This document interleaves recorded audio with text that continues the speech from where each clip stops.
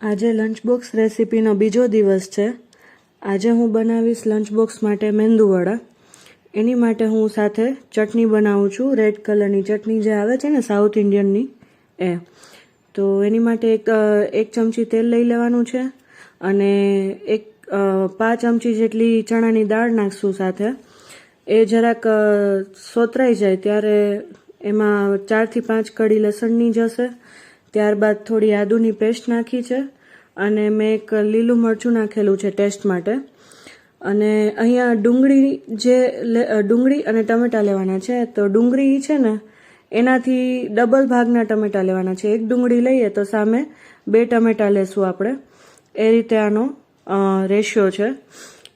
બધું સરસ 10 minute 15 minute સુધી સોતે કરવાનું છે, કારણ કે ગળી જાય સરખું ત્યાં સુધી આપણે સોતે કરશું. અહીંયા જરા અમથું પાણી નાખી એને કૂક કરવાનું છે. ત્યારબાદ એમાં મસાલા જશે. મસાલામાં હું અહીંયા મીઠું નાખીશ અત્યારે.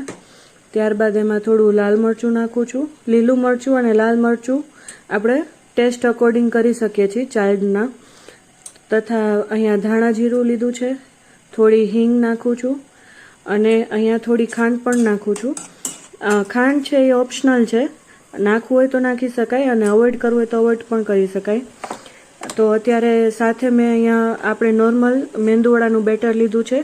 મારે અત્યારે બેટર થોડું ઢીલું થઈ ગયું છે, એટલે હું અત્યારે સાદા વડા જ પાડું છું. અત્યારે બેટરમાં થોડું મીઠું નાખી અને ખૂબ ફેટી લેવાનું છે.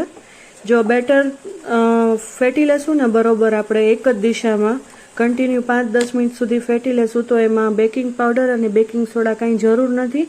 એમનેમ ફૂલી જશે વડા, અંદરથી સરસ સોફ્ટ થઈ જશે. અને મેં એકવાર ચેક કરી લીધું કે બરોબર છે. ત્યારબાદ મેં વડા પાડી લીધા છે અને વડાને મીડિયમ સ્લો ગેસમાં તળવાના છે. ખૂબ સારી રીતે 10 મિનિટ સુધી, 5-10 મિનિટ જે લાગે કે 5-10 મિનિટ સુધી પેશન્સથી તળવાના છે. કારણ કે અહીંયા તમે જલ્દી કરશો તો વડા અંદરથી કાચા રહેશે. એટલે હવે અહીંયા જે મેં ચટણી બનાવવા માટે જે રેડી કરેલું હતું તે ઠંડુ થઈ ગયું છે, એટલે મેં એમાં પીસી લીધું છે. તથા અહીંયા મેં નાળિયેરનો ભૂકો લીધો છે સાથે. તો એક બેલેન્સ ટેસ્ટ આવે એની માટે એકવાર જરૂરથી ટ્રાય કરજો આ રીતે ચટણી બનાવવાની. ખૂબ જ સરસ ટેસ્ટ લાગે છે. ચલો હું તમને હવે લંચ બોક્સ ભરી લઈએ અને જ્યારે લંચ બોક્સ આવે ત્યારે કેટલો ખાલી છે એ પણ બતાવું. ત્યાં સુધીમાં તમે મારા વિડીયોને લાઇક કરો, શેર કરો અને પ્લીઝ કમેન્ટ કરો. તમારા સજેશન્સ મને